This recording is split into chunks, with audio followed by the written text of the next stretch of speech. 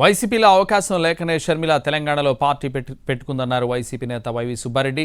తెలంగాణలో ఉన్న రాజకీయ పరిస్థితులను బట్టి వైఎస్ఆర్టీపీని కాంగ్రెస్లో విలీనం చేసిందన్నారు. లోకేష్ మునిగిపోయే నావ లాంటి వాడని, ఆ పార్టీ మళ్లీ కోలుకోదని విమర్శించారు వైవి సుబ్బారెడ్డి.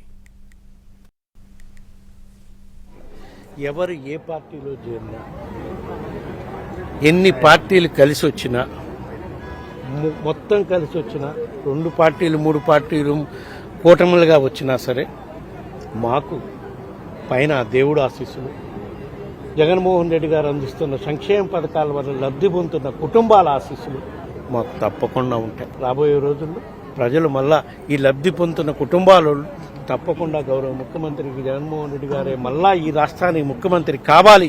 ఎందుకంటే ఆ లబ్ధి పొందుతున్న కుటుంబాలకి ఆయన కాకుండా మళ్ళీ వేరే విధంగా ఏమైనా జరిగితే వాళ్ళ కుటుంబాల్లో నష్టపోతారు. కాబట్టి తప్పకుండా వాళ్ళందరూ ఆశీస్సులు ఉంటాయి.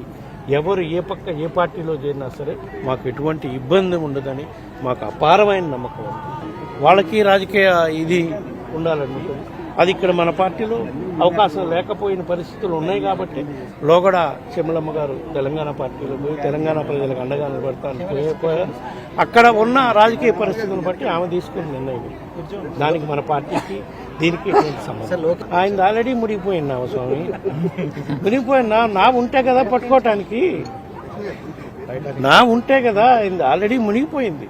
దాన్ని లేపే పరిస్థితులు జాకీ లేసి లేపుతున్నారు. అది లేపని బయటికి అప్పుడు తెలుస్తుంది.